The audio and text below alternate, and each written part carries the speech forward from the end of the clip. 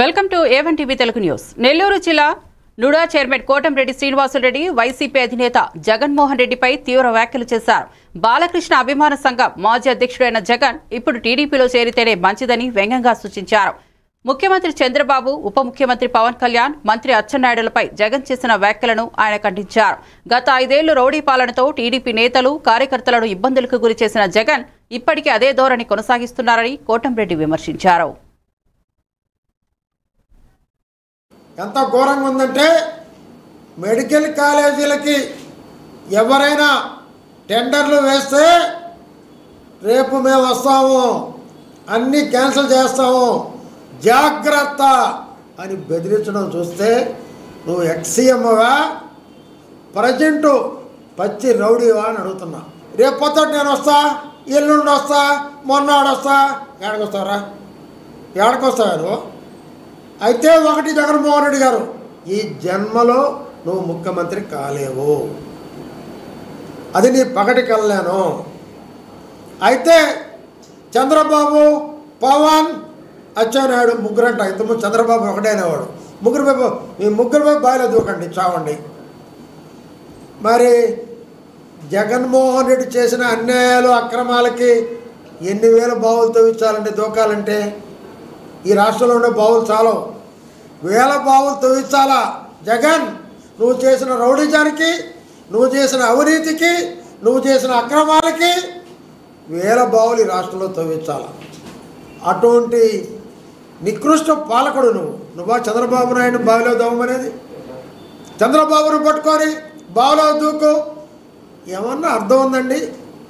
ఇప్పుడు మెడికల్ కాలేజీలో పెట్టి ఒక పీపీపీ మోడల్ పెడితే ఖబర్దార్, ఎవరైనా పారిశ్రామికవేత్తలు వస్తే, ఎవరైనా కూడా టెండర్లు వేస్తే నేను రాగానే రద్దు చేస్తా. ఏంటండి ఇది ఒక మాజీ ముఖ్యమంత్రి మాట్లాడే భాషనా అని అడుగుతున్నా. నెల్లూరులో వైసీపీ నాయకురాలు బొజ్జ ఐశ్వర్యపై దళిత మహిళలు తీవ్ర ఆగ్రహం వ్యక్తం చేశారు. చంద్రబాబు, కూటమిపై ఆమెను చేసిన వ్యాఖ్యలు హేయమని ఖండించారు. గత వైసీపీ ప్రభుత్వ హయాంలో దళితులపై జరిగిన దారుణాలు, దౌర్జన్యాలు చూసిన నిశ్శబ్దంగా ఉన్న ఐశ్వర్య ఇప్పుడు బురద చల్లే ప్రయత్నం చేయడం అర్ధరహితమని విమర్శించారు. ఆమెపై కేసు నమోదు చేసి చర్యలు తీసుకోవాలని నవాబుపేట పోలీస్ స్టేషన్ కు ఫిర్యాదు చేశారు. ఇకపై ఇలాంటి వ్యాఖ్యలు చేస్తే ఊరుకోబోమని దళిత మహిళలు హెచ్చరించారు.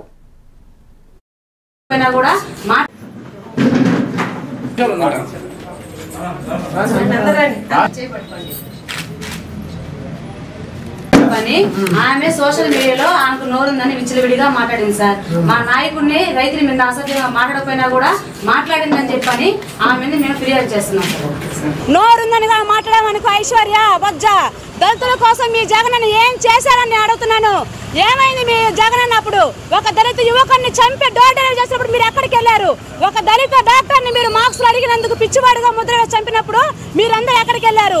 దళితుల మీద, ఆడవాళ్ళ మీద అత్యాచారాలు చేసినప్పుడు మీ నాయకులు మీరందరూ ఎక్కడికి వెళ్ళారు? అప్పుడు వీడియో చేయింది, మీరు ఇప్పుడు వీడియోలు చేస్తున్నారా? నోరుందని చెప్పని ఇష్ట ప్రకారంగా మాట్లాడితే ఊరుకునేది లేదు. మాది మంచి ప్రభుత్వం, అందుకనే జనాభా మిమ్మల్ని తొక్కి వేశారు. 11 సీట్లకు మిమ్మల్ని పరిమితం చేసి మీకు ప్రతిపక్ష హోదా కూడా లేకుండా మిమ్మల్ని అనదవ తొక్కారు. మీరు ఇంకా బుద్ధి తెచ్చుకోకుండా నోరుందని ఇష్ట ప్రకారం మాట్లాడితే ఊరుకునేది లేదు. మేము మీ రోజక్క ఉందే, మీ రోజక్క, నేను ఎస్సీని కాదు, నా దగ్గర కూర్చోవచ్చనింది మీ రోజక్క, దాని గురించి మాట్లాడ ఫస్ట్ నువ్వు. అంతేగాని నోరుందని మాట్లాడమనుకో ఐశ్వర్య బొజ్జ, మీకు పుట్టగతులు ఉండదు. మళ్ళీ అంటున్నావు లోకేష్ గారితో నీకు పోటీయా? ఏదో పందికి పాన్స్ పౌడర్కి ఎంత ఉంటుందో తేడా అంత. మా అన్నలాగా మీ అన్న మా జగనన్న మాడమని చెప్పి ఇంగ్లీష్ చూద్దాం, మాట్లాడలేడు. ఎందుకు? నోరుందని డబ్బా కొట్టుకోవడం కాదు, నిజాయంగా మాట్లాడండి, నిజాయితీగా మాట్లాడండి. అయినా మీకు సిగ్గు రావట్లేదు. 11 సీట్లు మీకు ఇచ్చినా కూడా మీకు సిగ్గు రావట్లేదు అంటే గుంతలు ఉన్నాయి కదా రోడ్లు, అప్పుడు తెలీదా మీకు? అభివృద్ధి గురించి మాట్లాడుతున్నారు. మళ్ళీ మీరు ఏం చేశారా? మధ్యాహ్నం పిచ్చి మందు తీసుకొచ్చి పిచ్చి పిచ్చి బ్రాండ్లు తీసుకుని వచ్చి ప్రజల జీవితాలతో ఆడుకున్నారు. ప్రజల జీవితాలు.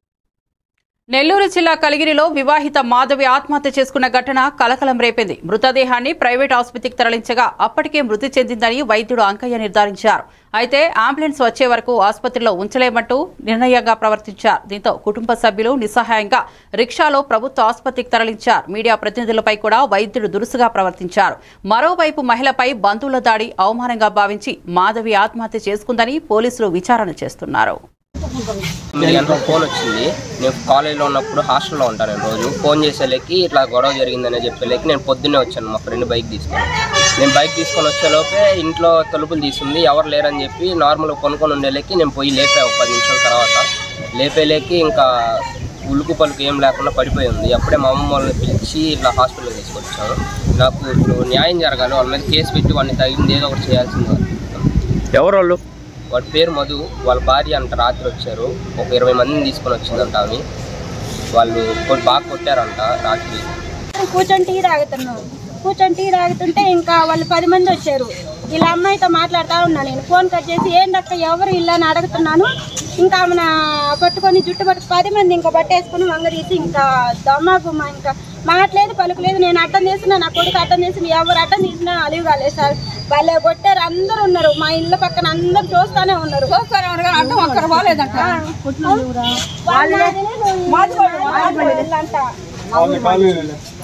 మొత్తం అసలు వాళ్ళు మహాలు కూడా చూసేదానికి అంత టైం కూడా లేదు సార్. పట్టుకొని ఓన కొట్టేసి అసలు ఆమె చచ్చే తెలియదు. వాళ్ళు 6 అన్నల తమ్ముళ్ళు అంటే 6 అన్నల తమ్ముళ్ళ కొడుకులు, వాళ్ళ కోడళ్ళు కూతుళ్ళు, వాళ్ళ కుటుంబం నీకే సంబంధం, నువ్వు కొనుక్కుంటున్నావు చెప్పాలి. నెల్లూరు జిల్లా దుత్తలూరు మండలం వెంకటంపేటలో విషాదం ఘటన చోటు చేసుకుంది. 17 ఏళ్ల ఇంటర్ విద్యార్థిని పఠాన్ సనా తల్లిదండ్రుల మందలింపుతో ఉరివేసుకుని ఆత్మహత్య చేసుకుంది. దుత్తలూరు మోడల్ స్కూల్లో చదువుతున్న సనా 3 నెలల క్రితం చదువు ఆపేసింది. తల్లిదండ్రులు ఆసుపత్రి నుంచి ఇంటికి చేరుగానే కుమార్తె మృతదేహం కనిపించడంతో ముంచెమటలు పెట్టారు. ఉదయగిరి ఆసుపత్రికి తరలించగా అప్పటికే మృతి చెందినట్లు వైద్యులు ధృవీకరించారు. పోలీసులు కేసు నమోదు చేసి దర్యాప్తు చేస్తున్నారు.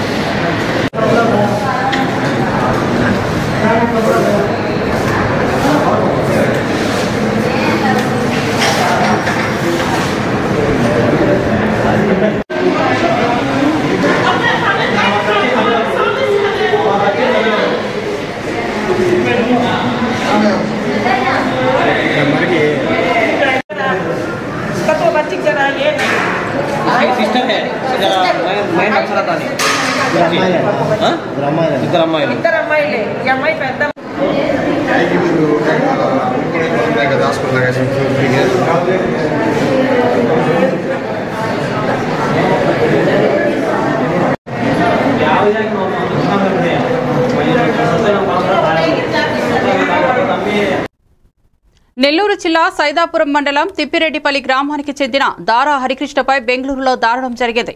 జయదుర్గ హోటల్ యజమాని కట్టా శివరాం అనుచరుడు దారా కోటి చేతిలో హరికృష్ణ తీవ్ర దాడికి గురయ్యారు. ఊరికి రావడానికి సెలవు అడిగినంత మాత్రాన రూమ్లో బంధించి విచక్షణారహితంగా కొట్టి చంపేస్తామని బెదిరించారని హరికృష్ణ ఆవేదన వ్యక్తం చేశారు.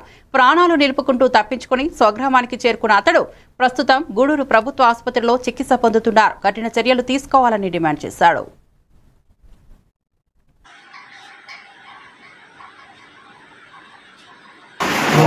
పేరు కట్టా శివరాము, గుంటూరు చెందిన వ్యక్తి. అతను అతనితో పాటు మా డ్రైవర్, మా రిలేటివ్ ఒకటి ఉన్నారు, అతని పేరు కోటి. ఆయన ద్వారా నుంచి మమ్మల్ని నైట్ అంతా చిత్రహింసలు పెట్టాను. నేను ఏదైనా దెబ్బలు కూడా ఉన్నాయి చూసుకోండి.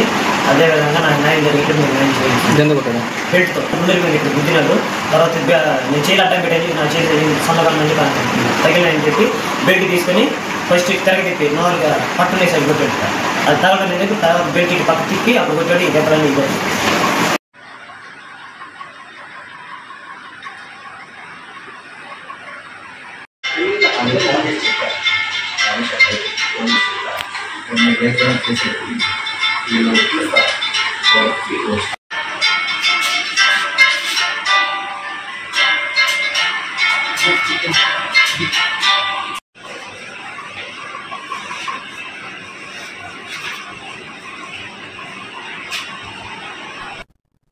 అనకాపల్లి జిల్లా నర్సీపట్నం మండలం వైబీపట్నం గ్రామంలో దారుణం చోటు చేసుకుంది. ఆస్తి తగాదాల కారణంగా చిటికల రామ్మూర్తి నాయుడు తన తల్లి చిటికల మంగను హతమార్చాడు. ఘటనతో గ్రామంలో కలకలం రేగింది. సమాచారం అందుకున్న నర్సీపట్నం డీఎస్పీ శ్రీనివాసరావు సంఘటనా స్థలాన్ని పరిశీలించారు. కేసు నమోదు చేసిన పోలీసులు దర్యాప్తు చేపట్టారు. పూర్తి వివరాలు ఎంక్వైరీ అనంతరం వెల్లడిస్తామని డీఎస్పీ తెలిపారు.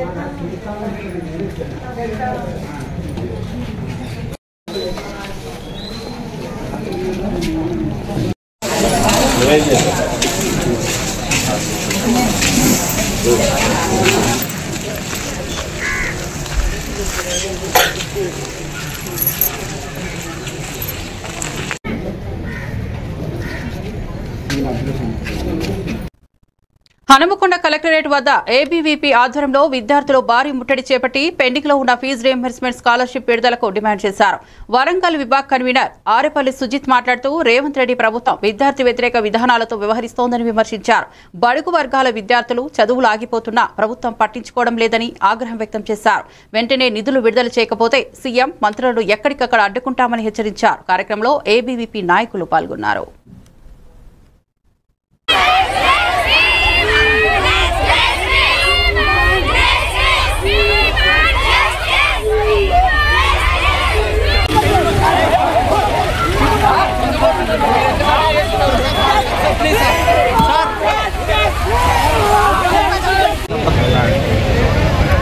మీ పేరు ఏంటి చెప్పండి? ఓకే తమ్ముడు. ఈరోజు అఖిల భారతీయ విద్యార్థి పరిషత్ రాష్ట్ర శాఖ పిలుపు మేరకు పెండింగ్లో ఉన్నటువంటి ఫీజు రీయింబర్స్మెంట్ ధర్నా కార్యక్రమం నిర్వహించడం జరుగుతున్నది. ఈరోజు ముఖ్య ఉద్దేశం ఏంటంటే రాష్ట్రంలో మనం చూసుకున్నట్లయితే గత ప్రభుత్వం అయితే ఏ విధంగా విద్యార్థి వ్యతిరేక విధానాలతో ముందుకు పోయిందో ఈ ప్రభుత్వం కూడా అదే విధంగా విద్యార్థి వ్యతిరేక విధానాలతో ముందుకు పోతున్నది. ఆనాడు తెలంగాణలో విద్యార్థులు అందరూ కూడా ఏకమై తెలంగాణ తెచ్చుకుంటే ఈరోజు ఇదేటువంటి ముఖ్యమంత్రి రేవంత్ రెడ్డి గారు ఏం చెప్తున్నారంటే విద్యార్థులకు వ్యతిరేకంగానే ఉన్నాడు, కానీ కనీసం విద్యార్థులను పట్టించుకోకుండా ఈ రాష్ట్ర ప్రభుత్వాన్ని వ్యవహరిస్తున్నాడు. ఆ విద్యాశాఖ తన దగ్గరనే పెట్టుకొని విద్యార్థులకు కావాల్సిన 8,300 కోట్ల స్కాలర్షిప్లు విడుదల చేయాల్సి ఉంటుంది. ఇప్పుడు డిగ్రీలు కంప్లీట్ అయిపోయి పై చదువులకు వెళ్ళాలంటే సర్టిఫికెట్స్ అనేది ఎంతో ముఖ్యం. అలాంటి కాలేజీ యాజమాన్యాలు ఇవ్వకపోవడంతో విద్యార్థులు లక్షల ఫీజులు కడుతూ ఉన్నారు. ఇదేందని మేము అడిగితే అక్కడ నుండి ప్రిన్సిపల్ కూడా దాన్ని మాకు ఫీజులు పెడుతున్న వస్తే మేము మూసిపోయే పరిస్థితి ఉందని చెప్పడం జరుగుతున్నది. మేము ఒకటే అడుగుతున్నాం, ఇంతవరకు కూడా ఎందుకు ప్రిన్సిపల్ స్కాలర్షిప్ ఇస్తారేమో? మీకు విద్యార్థులు అనేటువంటి మా ఓట్లు మీకు కావా? మీకు కావాల్సినవి మీకు తిరగడానికి ఫ్లైట్లు కావాలి, కానీ మీకు తిరగడానికి ఢిల్లీ పర్యటనలు కావాలి, కానీ కేవలం ముఖ్యమంత్రి రేవంత్ రెడ్డి ఏం చేస్తున్నారంటే కేవలం డైవర్షన్ పాలిటిక్స్ నిర్వహిస్తున్నారు. రాష్ట్రంలో కేవలం ఒకటి పోతే ఒకటి డైవర్షన్ పాలిటిక్స్తో 6 గ్యారెంటీల పేరు మీద ప్రజలను మోసం చేసిండు. ఇప్పుడు విద్యార్థులను మోసం చేస్తున్నాడు. మేము విద్యార్థుల పక్షాన ఒకటే అడుగుతున్నాం, ఇకనైనా పెండింగ్లో ఉన్నటువంటి ఫీజు రీయింబర్స్మెంట్ స్కాలర్షిప్లు విడుదల చేయకపోతే పెద్ద ఎత్తున నిన్ను ఎమ్మెల్యేలు క్యాంప్ ఆఫీస్లో ముట్టడిస్తామని తెలియజేస్తున్నాం. అఖిల భారతీయ విద్యార్థి పరిషత్ ఆధ్వర్యంలో రానున్న రోజుల్లో పెద్ద ఎత్తున ధర్నాలు నిరసనలు నిర్వహిస్తామని. డాక్టర్ బిఆర్ అంబేద్కర్ కోనసీమ జిల్లా Razole MLA Devavaraprasad సెక్యూరిటీపల్లిలో smart ration కార్డులు పంపిణీ చేశారు. ఈ సందర్భంగా మాట్లాడుతూ కూటమి ప్రభుత్వం రేషన్ వ్యవస్థలో అవినీతి అక్రమాలకు తావు లేకుండా చర్యలు తీసుకుంటోందన్నారు. కొత్త కార్డులో లబ్ధిదారులు రాష్ట్రంలో ఎక్కడైనా సులభంగా సరుకులు పొందవచ్చని తెలిపారు.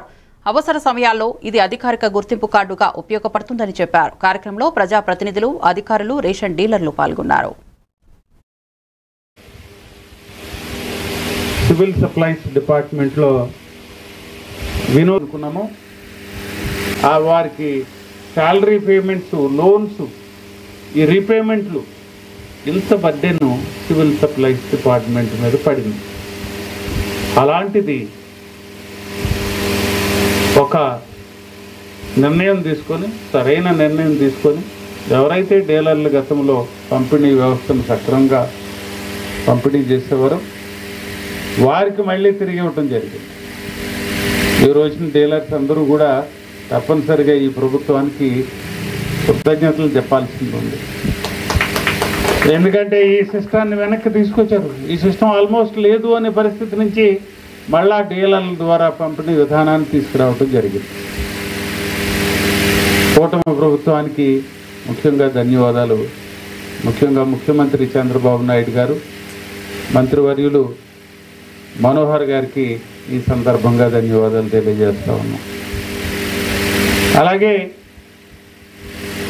ఈ రోజున చూసినట్టయితే స్మార్ట్ కార్డు విధానం తీసుకొచ్చారు. కార్డులకు బదులు అది డిజిటలైజ్ చేశారు. రేషన్ ఇంతకుముందు పుస్తకం ఉండేది గతంలో, మీకు తెలుసో తెలియదు. ఆ పుస్తకం స్టేజ్ నుంచి దాంట్లో సంతకాలు వేసే వరకు ఇచ్చినప్పుడల్లా నెల నెల ఆ స్టేజ్ నుంచి కార్డుల నుంచి ఇప్పుడు ఈరోజు కార్యక్రమంలో ముఖ్యంగా డాక్టర్ బిఆర్ అంబేద్కర్ కోనసీమ జిల్లా పి గన్నవరం ఎమ్మెల్యే గిడ్డి సత్యనారాయణ అంబాజీపేట మండలం చిరుతపుడిలో 1.2 కిలోమీటర్ల పొడవున 1 కోటి వ్యయంతో MGRNGS నిధులతో నిర్మించిన సీసీ రోడ్డును ప్రారంభించారు. దాదాపు 25 ఏళ్లుగా పాడైపోయిన రహదారి కారణంగా ప్రజలు తీవ్ర ఇబ్బందులు పడ్డారని, కొత్త రోడ్డుతో సమస్యలు తొలగుతాయని ఎమ్మెల్యే తెలిపారు. అనంతరం ప్రాథమిక సహకార సంఘ అధ్యక్షులను సన్మానించి అర్హులైన వారికి స్మార్ట్ రేషన్ కార్డులు పంపిణీ చేశారు. కార్యక్రమంలో స్థానిక ప్రజాప్రతినిధులు, గ్రామస్తులు పాల్గొన్నారు.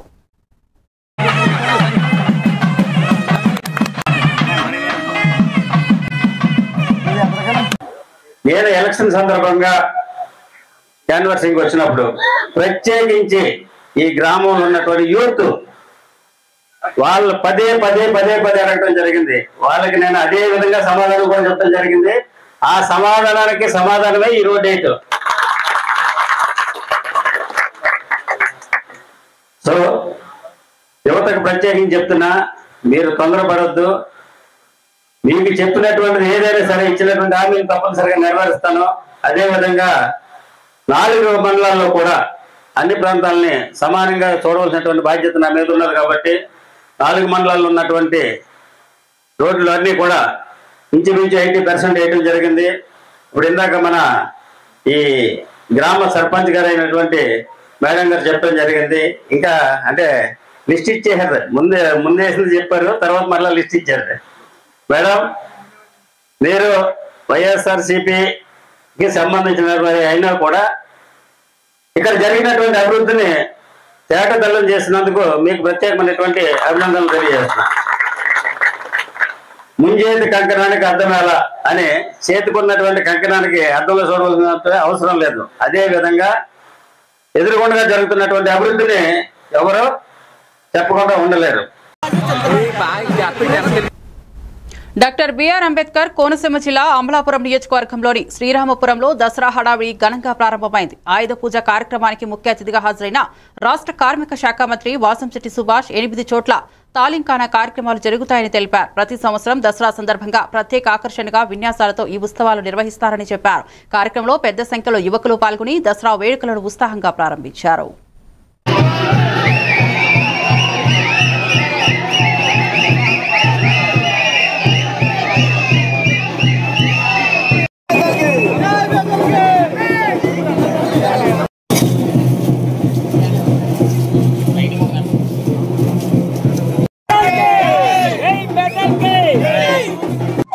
విజయదశమి హడావిడి హడావిడి మొదలైంది. రంగరంగ వైభవంగా అమలాపురం పురవీధుల్లో సుమారు 7 సంబరాలు. తెల్లవారులు మన సంస్కృతి సంప్రదాయాలు అంటే నైట్ అంతా కూడా ఈ కర్రసాము, కత్తిసాముతో పాటు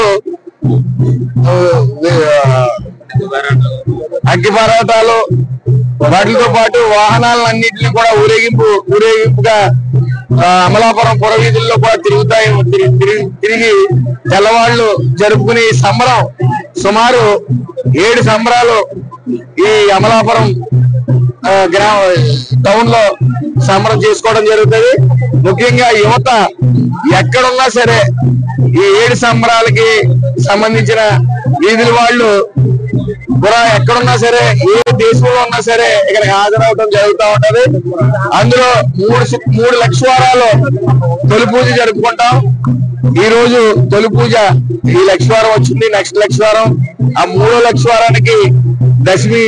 కాబట్టి ఈ యొక్క సంబరాన్ని, ఈ యొక్క విజయదశమిని కాకినాడ జిల్లా తాళరేవు మండలం గాడిముఖ గ్రామానికి చెందిన జనసేన కార్యకర్త మల్లాడి గంగాధర్ వర్మ రోడ్డు ప్రమాదంలో మరణించారు. జనసేన అధ్యక్షుడు డిప్యూటీ సీఎం పవన్ కళ్యాణ్ ఆదేశాల మేరకు పార్టీ తరపున ఆయన కుటుంబానికి 5 లక్షల ఆర్థిక సాయం అందజేశారు. జనసేన కమిటీ సభ్యులు మృతుడి స్వగృహానికి వెళ్లి కుటుంబ సభ్యుల సమక్షంలో చెక్కును అందజేశారు. ఈ సందర్భంగా ముమ్మిడివరం నియోజకవర్గ నాయకులు అత్తిలి బాబురావు, ముత్తూరి మణికంఠ, డాక్టర్ ప్రసాద్ తదితరులు ఈ కార్యక్రమంలో పాల్గొన్నారు.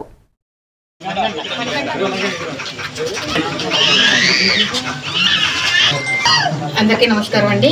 ఈరోజు మరి ముమ్మడివరం నియోజకవర్గం తాళరేవు మండలంలో ఉన్న గాడిముఖ గ్రామంలో మరి జనసేన పార్టీ క్రియాశీలక సభ్యుడైనటువంటి గంగాధర్ వర్మ గారు ప్రమాదవశాత్తు ఆయన మన మధ్య లేకపోవడం జరిగింది. మరి గంగాధర్ వర్మ గారు పవన్ కళ్యాణ్ గారి యొక్క సిద్ధాంతాలు, ఆశయాన్ని కూడా చాలా బలంగా నమ్మిన వ్యక్తి. మరి ఇటువంటి మారుమూల గ్రామంలో కూడా ఆయన సిద్ధాంతాలను ప్రజల్లోకి తీసుకెళ్తూ చాలా బలంగా పనిచేశారు. మరి ఆయన కోల్పోవడం మా నియోజకవర్గమే కాకుండా జనసేన పార్టీ కూడా మంచి జన సైనికుడిని కోల్పోయింది. అది చాలా బాధాకరం. మరి పవన్ కళ్యాణ్ గారు తన నమ్ముకున్న కార్యకర్తలకి, ఫ్యామిలీస్కి ఒక అండగా నిలబడాలని చెప్పి 5 లక్షల ఇన్సూరెన్స్ చెక్ను ఇవ్వడం జరుగుతుంది. మరి ఇప్పటి వరకు కూడా చరిత్రలో ఏ పార్టీ కూడా 500 రూపాయలకి 5 లక్షల ఇన్సూరెన్స్ ఇచ్చిన పార్టీలు ఇప్పటి వరకు లేనే లేవు. మరి ఆయన నమ్ముకున్న కార్యకర్తల కుటుంబాలకు ఒక భరోసాను, ఒక ధైర్యాన్ని ఇస్తూ ఆయన ఈరోజు 5 లక్షల చెక్కును పంపించడం వల్ల ఆయనకి మేము మా నియోజకవర్గం తరపున ధన్యవాదాలు తెలియజేస్తున్నాం.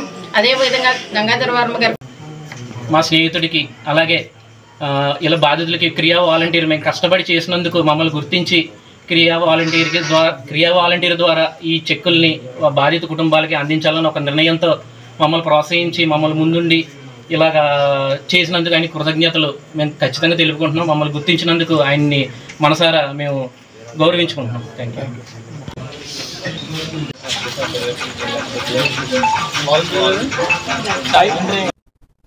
శ్రీకాకుళం విద్యాధరి డిగ్రీ కళాశాలలో జేసీఐ వారోత్సవాల 4వ రోజు వ్యాపారస్తులతో ముఖాముఖి కార్యక్రమం జరిగింది. ఈ సందర్భంగా సిజేఐ శ్రీకాకుళం మెయిన్ అధ్యక్షుడు కూన అనిల్ కుమార్ మాట్లాడుతూ ఏ వ్యాపారాన్ని ప్రారంభించినా సరైన ప్రణాళిక, దృక్పథం, ఆలోచన విధానం ఉంటేనే విజయం సాధించవచ్చన్నారు. నిరంతరం కొత్త విషయాలు నేర్చుకుంటూ అడ్డంకులను అవకాశాలుగా మలుచుకోవాలని సూచించారు. కార్యక్రమంలో డాక్టర్ జామి భీమశంకర్, జేసీఐ ప్రతినిధులు, వ్యాపారవేత్తలు తదితరులు పాల్గొన్నారు. అనంతరం వ్యాపారులకు గుర్తింపుతో కూడిన ఎల్ఈడి బోర్డులు అందజేశారు.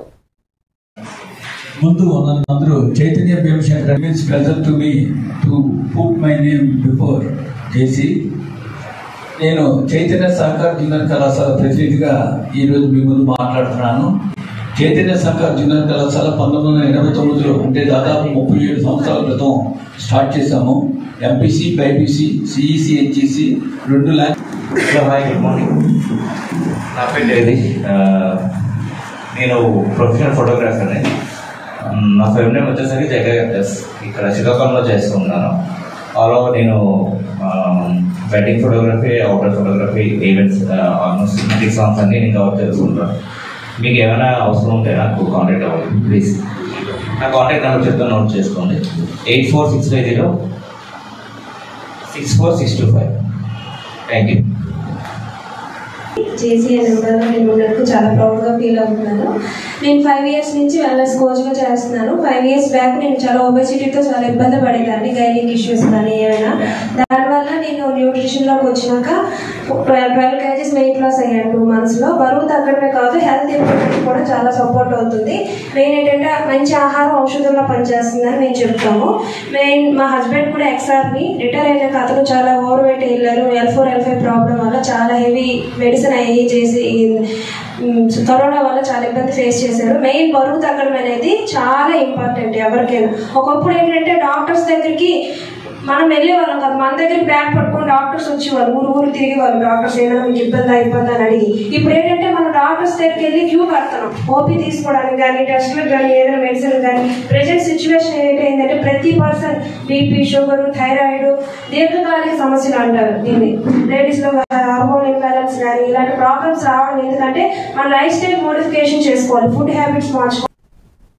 శ్రీకాకుళం గ్రాండ్ కన్వెన్షన్ హాల్లో జేసీఏ వారోత్సవాల భాగంగా B2B ముఖాముఖి కార్యక్రమం జరిగింది. ఈ సందర్భంగా జేసీఏ సన్ రైజర్స్ అధ్యక్షుడు జేఎఫ్ఎం ప్రవీణ్ కుమార్ సింగూరు మాట్లాడుతూ వ్యాపారంలో సవాళ్లను ఎదుర్కోవడానికి సిద్ధంగా ఉండాలని, నైపుణ్యం ఉన్న రంగంలో సరైన ప్రణాళికలతో ముందుకు వెళ్తే లాభాలు సాధ్యమని అన్నారు. వెంటనే లాభాలు ఆశించకుండా సహనంతో పనిచేయడం విజయానికి ప్రధాన అస్త్రమని సూచించారు. అనంతరం వ్యాపారులకు జేసీఐ గుర్తింపుతో కూడిన LED బోర్డులు అందజేశారు. కార్యక్రమంలో జేసీఐ ప్రతినిధులు, వ్యాపారవేత్తలు పాల్గొన్నారు. వీళ్ళ క్వాంటమ్ అనేది లాంచ్ అయ్యింది. స్టార్టింగ్ టాప్ 10 టీవీలో total wide India wide top 10లో వచ్చింది. ఫెసిలిటీస్ వచ్చేసరికి మనదంతా మ్యానుఫ్యాక్చరింగ్ ఫెసిలిటీస్ వచ్చేసరికి వరల్డ్ క్లాస్ ఫెసిలిటీస్ అన్ని మనం ప్రొవైడ్ చేస్తున్నాం. బ్యాటరీ మ్యానుఫ్యాక్చరింగ్ కానీ, టెస్టింగ్ ప్రాసెస్ కానీ, ఫెసిలిటీ సైజ్ కానీ అలాగే కంగ్రాట్స్ అండ్ మంచిగా తీసుకున్న చైర్మన్కి అలాగే పైలట్ ఫ్యాకల్టీ గారికి అందరికి కూడా మా ఏజెన్సీ సందర్శించి ధన్యవాదాలు తెలుపుకుంటున్నామని.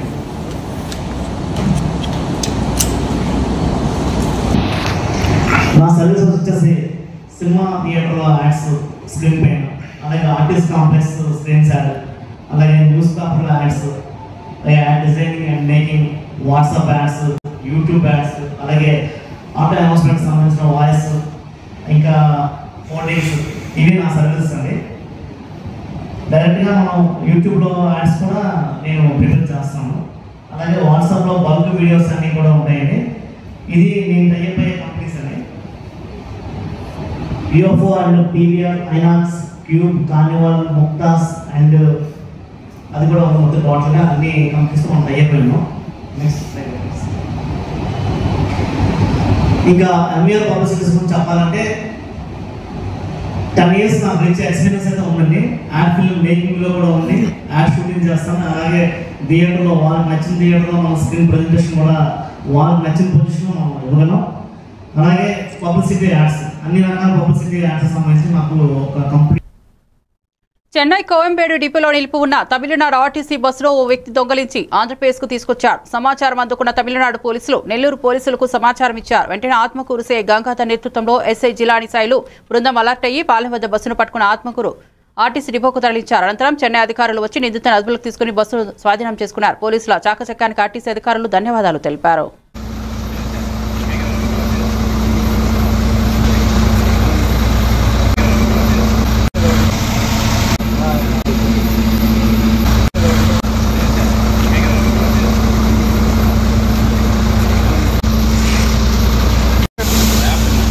ముందుకు రా ఓకే ఓకే.